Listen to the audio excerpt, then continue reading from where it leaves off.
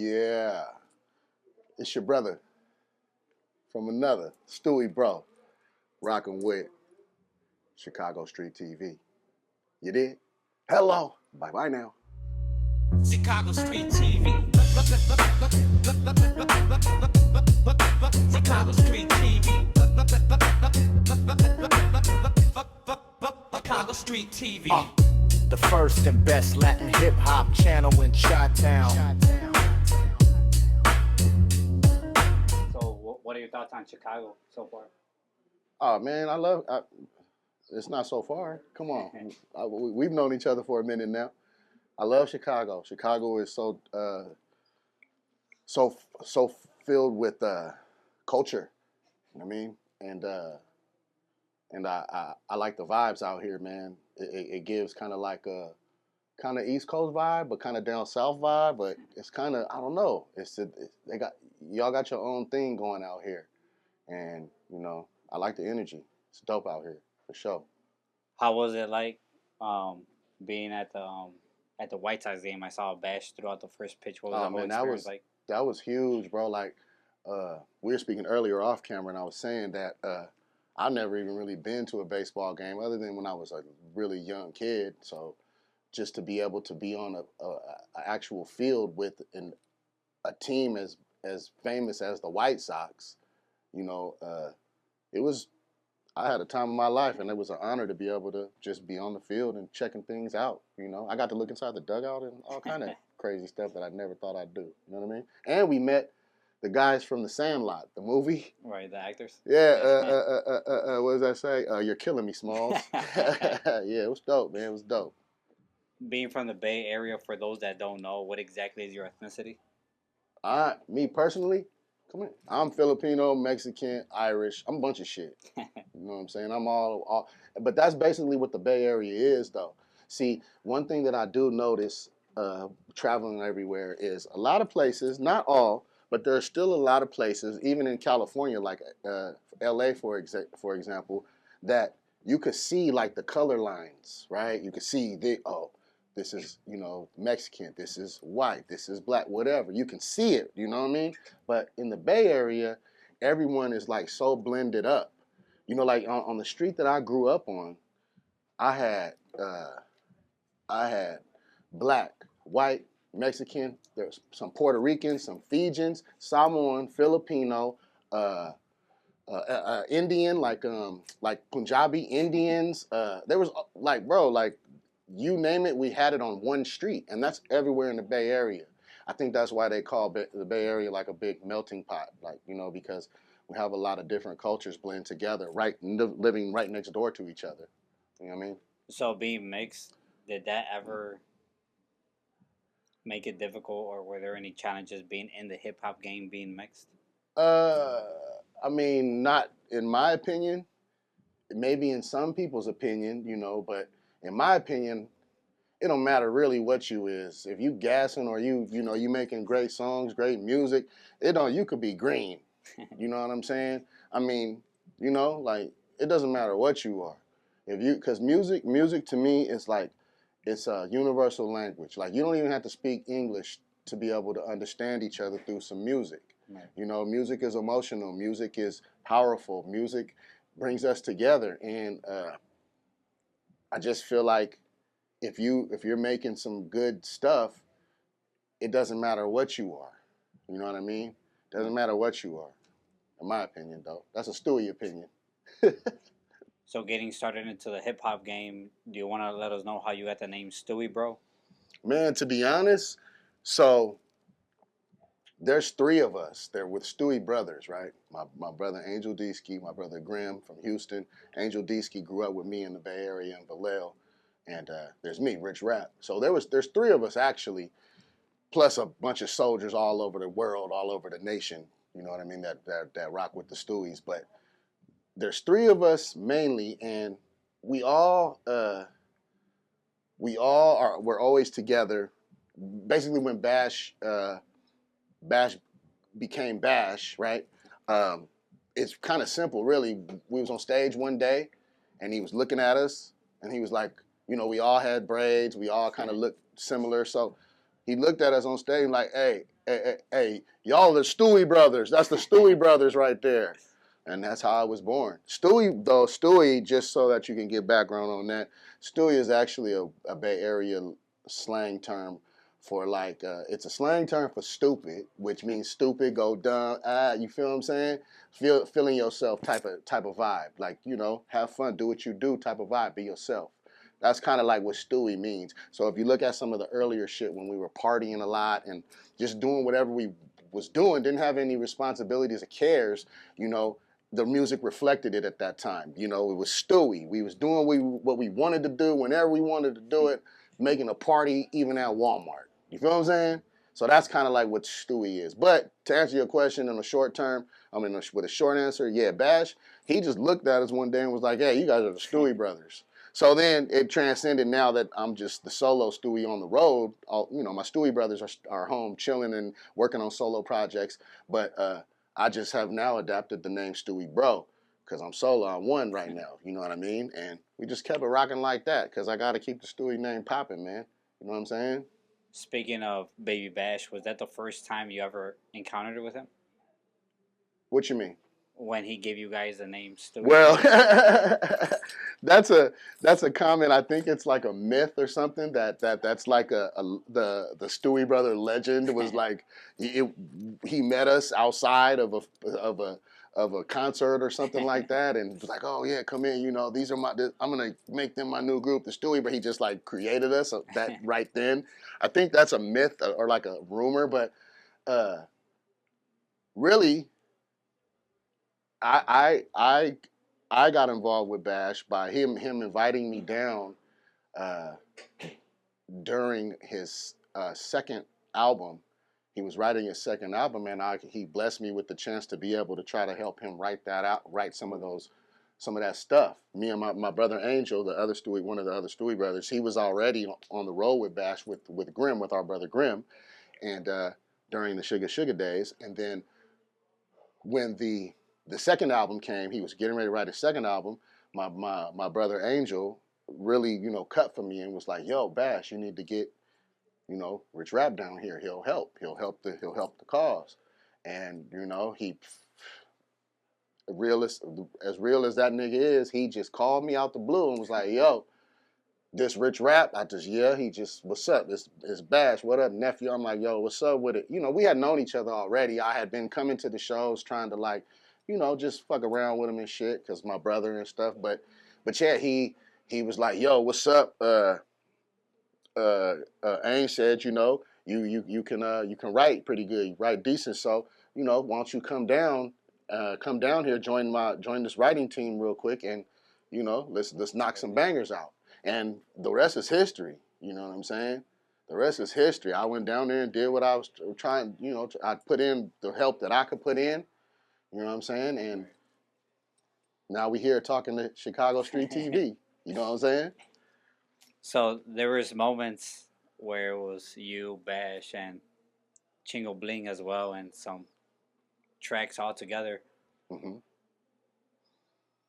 What made you guys want to do certain tracks into like a rap and also like comedic skits? Because I know at the time there wasn't really too many doing that, especially in the Latino hip hop Right. game. You guys were basically the first to ever do it. Man, I'm glad someone recognizes that because I think about that a lot. And really, like Chingo, first I'll touch on Chingo. Chingo, I always say Chingo was kind of, not kind of, very instrumental in the beginning of the Stooie Brothers and helping us push to be, you know, to be able to be in front of more eyes and stuff. He was on our first single, helped with our first single, and he was on our first single with Bash, and he just, you know, I always gravitated towards Chingo because he kind of fits the Bay Area mold too. Like, we don't give a fuck. We do what we want to do. We be mad or not, we don't give a fuck. I mean, I'm cussing a lot for YouTube. I'm tripping. You have to bleep them, but you know what I'm saying though, on some real stuff. You know what I mean?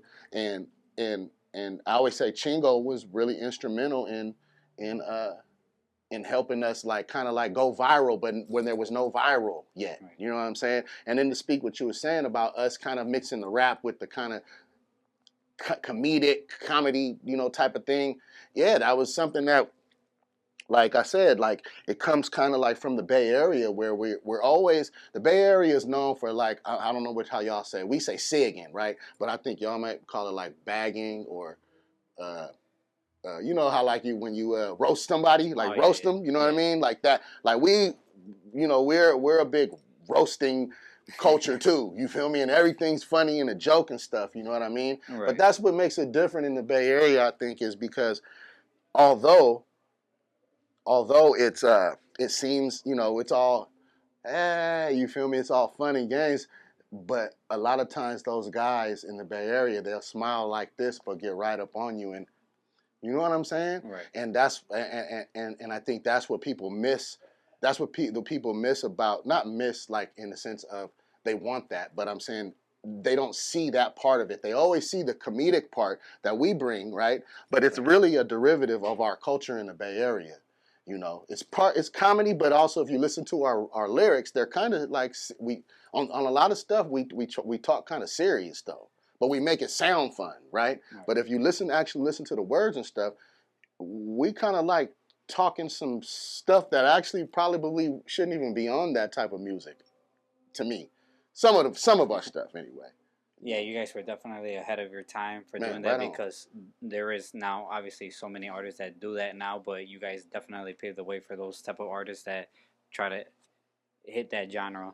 Yeah, man, Bash helped a lot too with that, with the whole creation of the whole vibe. I mean, obviously we're from the Bay Area, from Vallejo, California, where it comes from, where a lot of that stuff comes from, and Bash was instrumental in helping us kind of like develop us. You know what I mean? Like, I think the old school term was artist development, right? And I mean, even me personally, like I was green. I didn't really know too much. I rapped and stuff, and I made songs. I think I put out one mixtape way back in the day, but other than that, I didn't really have a bar of the professional music life, and that's what Bash brought to us.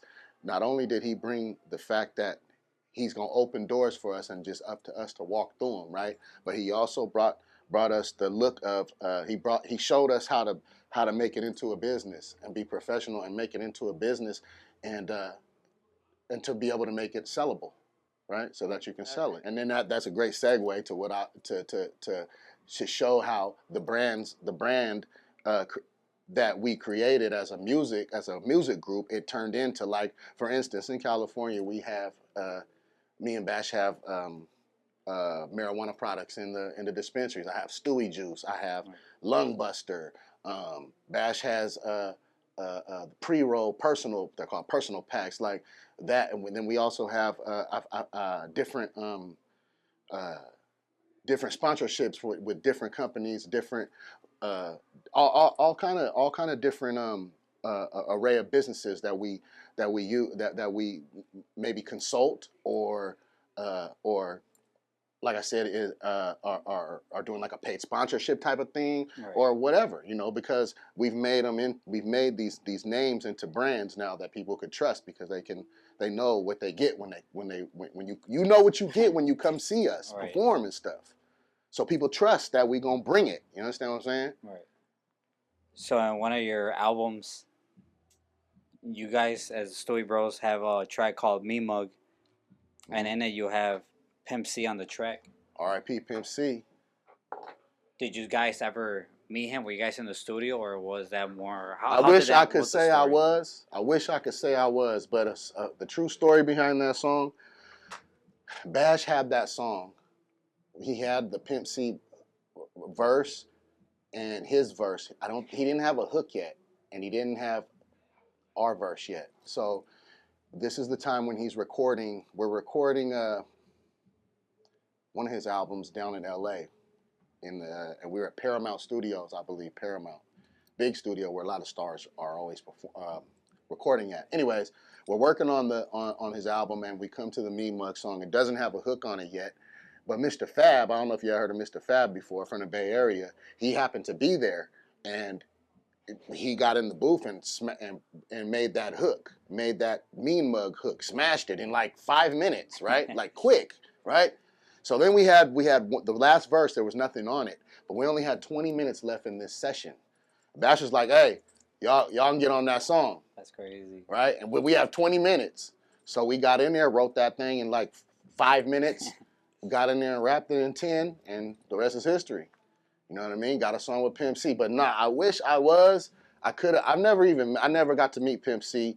I came to Texas later than them, you know what I mean? And by the time I got to Texas, he was already gone, R.I.P. Pimp C. But I was always a fan of Pocket Full of Stones, you know what I mean? The old school UGK stuff, you know what I mean? And so it was just an honor for me to even be able to just be on the track. But yeah, I didn't get to meet him and be in the studio with him and none of that. But hey, who can say they got a song with Pimp C though? I bet you nobody from my town can. You feel what I'm saying? Right. You feel me? So another track that blew up huge that you were part of, the track is called Swanananana. Yeah, you got it right. With Bash and Slim Thug. Yeah. So what is like behind the story and what was it like shooting the music video for that? Oh man, that was a huge party. That was big. And it was a few different locations. We did that in LA and had a big budget for that. So it was a lot of tight locations, a lot of, you know, girls and fun alcohol and, you know, you feel what I'm saying? A lot of fun stuff, you know what I mean? But it was a big production. I can say that everything that Bash does is pretty big, you know what I mean? Anything that he touches, it's always you know, on a grand scale. As big as he can make it, you know what I mean? So one of the biggest Latin rap artists to ever do it is South Park Mexican SPM. Obviously, you know, he's gone through a lot of controversy where there's so many sides to a story that at the end of the day, nobody knows anything to a certain extent. Obviously, the people that are behind the scenes involved, no. What is your opinion about everything that just went on with him? As far as what? Like his court cases, everything that went on with him being locked up, and then you got honest, people are 50-50 with it, you know? I got what you're saying. To be honest, I don't know. I never met the guy. I came after the whole Dope House era when Bash was Baby Bash. So I never got the chance to meet him or anything. So I can't speak to him as a person. All I know is what is the facts of what's happening in his case. You know what I mean? As far as, you know, he's in trouble for it or whatnot. He's been locked up for a long time, right?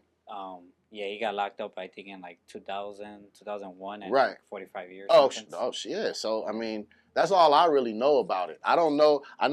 You know, obviously I've lived in Houston for a significant part of my career and stuff. So I know a lot of his friends and the Dope House guys, and I know what they tell me, and I know what they have an opinion of, right? But then, you know, I hear the people online and stuff talking and have their own opinions. Me personally, I don't know because I don't even know the situation. I don't know him personally. The most I know about him as far as him aside from the case is just he raps, and he's a pretty good rapper. That's really all I know, and everything else is just like stories that I've heard, like myths and stuff. You know what I mean? So I don't know, bro. I don't know. You know, I'm sure there's some other people though that have a lot better insight than me on the whole thing. I just personally, I don't know.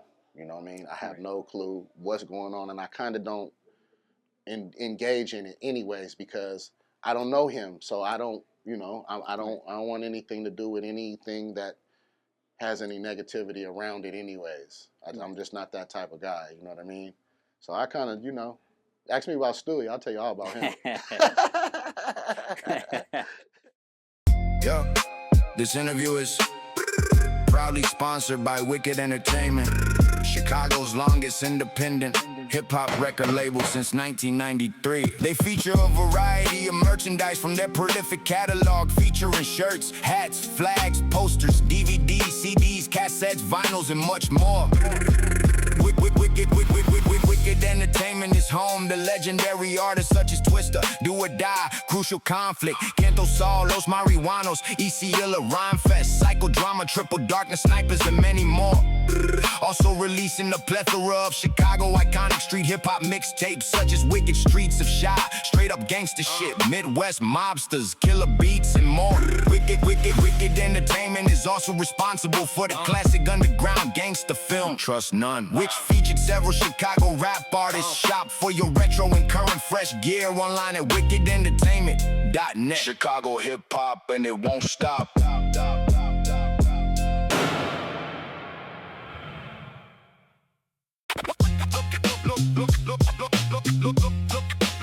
Looking for high quality. Looking for high quality tattoos and piercings in Chicago. Pull up to Memo's Locos Tattoos, located in the heart of Brighton Park at 3982 South Archer Avenue. From Chicano style Aztec art, portraits, cartoons, lettering, realism, black and gray, full color cover-ups, touch-ups, and custom designs. Memo's Locos Tattoos does it all. Whether you want something small and meaningful or a full custom masterpiece, their experienced artists bring your vision to life. They also offer professional body piercings, high-quality jewelry, consultations, and aftercare supplies to keep your tattoo healing right. Clean professional license, using sterile single-use needles and high-grade inks for every client. Walk-ins are welcome, and yes, se habla español. Check out their latest work and custom art on our social media platforms and see why the city keeps talking about Memo's Locos Tattoos. Attention Chicago artists, ready to take your sound to the next level? Home of Maestro Beats at Hustler Die Studios, Where raw talent becomes professional quality music. From high-end recording equipment and industry standard software to a fully soundproof studio environment designed for creativity and focus. everything you need is right here. Whether you need recording, custom beats, mixing, or mastering, Maestro Beats delivers the professional sound today's artists need to stand out. Get access to experienced engineering, advanced production techniques, pitch correction, time alignment, overdubbing, and commercial quality mixing and mastering. No distractions, just music. Hablamos español. Book your studio session today with Maestro Beats at Hustler Die Studios And bring your vision to life. And don't forget to hustle or die. Let's go.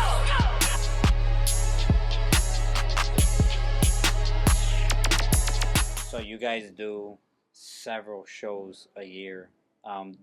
For those that are not an artist or thinking about becoming an artist, what is it like, and how many shows you guys do like yearly? So it's 52 weeks in a year. I would say we probably work 45 of those weeks every weekend for the last 20 years for me. Bash, 22 years, maybe 23 years. For me, it's been 20 years, and it went by really fast. But it's, you know, the shows, I can't lie, that's the best job in the world. You know, and there's some days when I wake up and I'm just like everybody else where I'm like, man, fuck this. I don't feel like taking no flight early in the morning, but then I gotta wait. I gotta remember, I gotta remember to snap out of it in like 2 seconds, because honestly, I'm just truly blessed to not only be able to been rocking with Bash for so long, but been able to like rock on these type of tours that we do every year with great guys. And, you know, I'm blessed to be able to say this is my job. You know what I mean? So to artists out there, you definitely got to be built for it. You got to be ready to be away from your family and stuff. You got to have a solid family that's going to have your back, because there is a lot of times when, you know, we're gone for days at a time, you know what I mean? And sometimes weeks at a time, months, you know what I mean? Right. And you just got to be dedicated to it if you want to be an artist. Now, of course, nowadays it's a little bit different, and you can kind of a lot of artists can make moves and make noise, you know, just in their living room, because they can do it through the phone and stuff, which is dope though. It makes music more accessible to us, and it makes music easier for people that want to make art. It's easier for them to get it out there. So I like it, you know. But my if I had to put it in the most simplest terms, if you're a musician, you're an artist, just keep making music, keep putting it out, keep trying to like keep making content. Nowadays you got to make content. It's got to be visual. The music's got to have some kind of, they got to see the music, you know. Just keep on making and creating art, you know. And everyone's not going to like everything that you do, but all it takes is one to change somebody's life. Right. You know, and in some cases it takes some people one line to change their life. You know what I mean? So to art, especially here in Chicago too, you guys got a lot of dope underground artists that I like. And don't ask me any names because I can't remember them right now. But I tell you, if I look in my Spotify, I can show you a few. But all the artists out here in America and other countries even, if y'all watching this, take it from Stooie Bro. I've been in the game for a long, long time, and I haven't reached anywhere near what I want to do at all. But the ride is worth it, and if you keep pushing, I believe that it's the law of nature. If you keep pushing, something gotta pop. You know what I mean? So I was looking through your Instagram and I saw that you had a photo when you were in Iraq performing for the troops. Mm. What is the story behind that, and what was it like being out there? Man, that trip we did for the USO during the Iraqi War. What was it? Operation Iraqi Freedom, I believe, when we were fighting against Saddam Hussein, and we went out there during the war, and it honestly changed my life as far as how I looked at being an American. And I know right now I might get some, you know, I might get some hate mail for the stuff I'm about to say, but you know, it made me proud to be an American because I went to a third world country, a war-torn third world country, where there was a dictator that didn't give a damn about nothing except himself. And when I say the people out there, the Iraqi people were suffering like we've never seen, at least me personally, I had never seen suffering like that. Like these people were they were past hungry, they were thirsty. They're in the middle of the desert and they had no running water. You understand what I'm saying? And these people weren't even worried about food more so than they worried about water, you know? And it just made me proud to be an American because we do, although we have, you know, our government, sometimes people don't agree with what goes on with the government and whatnot. We as Americans, we definitely have an opportunity to be ourselves. And you can achieve a lot of stuff in America that you can't achieve in other countries. You know, they won't let you be great in other countries. You know, so I'm proud to be American, and the Iraqi war, it changed me in a sense of it made me more aware of what it is to be an American and how lucky we are to be in America. You know, shout out to all my people though, and I want, you know, the suffering to end all over the world in all these pockets of in other countries, these pockets of war and whatnot, and but it definitely changed me, and it made me a lot more prouder to be an American, man. We got it good out here, Right. you know. So getting back into the rap game, how has the music changed or evolved since you first started to what it is now? That's such a open-ended question because there's lots of answers to that. The music itself, the sounds are obviously a lot of it is a lot more electronic because of, you know, the voices, the different plugins and stuff you can put on, and